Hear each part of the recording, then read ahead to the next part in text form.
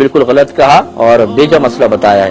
یہ آفر ایک انڈیا سے کال تھی، تو میں یہ عرض کر دیتا ہوں کیونکہ اس میں سیکھنے کا بہت ہی مواد موجود ہے۔ ایک بہن نے فرمایا کہ شادی سے پہلے ان کی کسی اور سے نکاح ہونے والا تھا لیکن نہ ہو سکا، اور پھر ان کی شادی کسی اور شخص سے ہو گئی، اور یہ اس شخص سے فون پر گفتگو کرتی رہیں جو ان کے شوہر کو پتہ چل گیا۔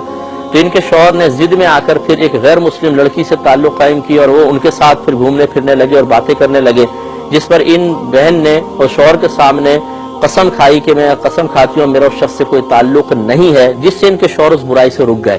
تو یہ کہتی ہیں میں نے صرف اپنا گھر بچانے کے لیے شوہر کے سامنے قسم کھائی، لیکن بعد میں اعتراف کرتی ہیں کہ میں نے جھوٹی قسم کھائی کیونکہ میں فون پہ اس شخص سے بات کرتی رہی تھی، اور میں نے جھوٹی قسم کھا کے صرف اپنا گھر بچانے کے لیے، اپنے شوہر کو گناہ سے روکنے کے لیے اس قسم کی جھوٹی قسم کھا لی، تو مجھ پر کیا وبال ہوگا۔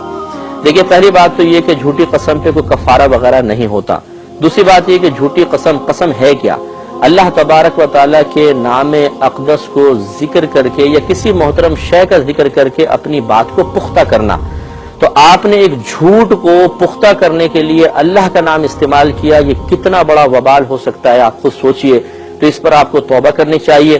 دوسری بات یہ کہ شادی ہو جانے کے بعد عورت پر شوہر کا سب سے زیادہ حق ہوتا ہے۔ کسی اور مرد سے تعلق قائم کرنے کا مطلب وہ امانت میں خیانت کی مرتکب ہو رہی ہے، اس سے اس کو اجتناب کرنا ہوگا، اور اس امانت میں خیانت کی آپ مرتکب ہوتی رہی ہیں۔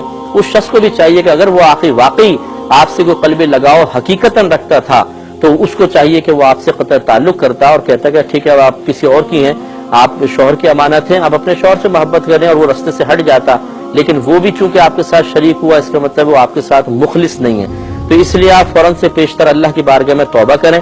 اب آپ نے جو یہ قسم کھا لی اس کو اب حقیقی طور پر نبھا کے بتائیے، اور بالکل سب سے قطع تعلق کر کے صرف اپنے شوہر کی خدمت کریں اور اپنے اللہ کو راضی کریں، ورنہ یہاں پر عارضی طور پر کسی سے گفتگو کریں گے تو عارضی لذت ہے، عارضی مزہ ہے، اور پھر اس کے بعد ایک دن موت آئے گی کہ فرشتہ دروازے زندگی پہ دستک دے گا اور انسان اللہ تعالیٰ کی بارگاہ میں پہنچے گا، تو وہاں بڑی شرمندگی ہے۔ تو اس لیے ایسا نہیں ہونا چاہیے۔ آپ بالکل قطع تعلق رکھیں، صرف اپنے شوہر کی خدمت کریں، اور شخص و سختی کے ساتھ ڈانٹ کے منع کر دیں کہ آئندہ مجھے کال نہ کی جائے۔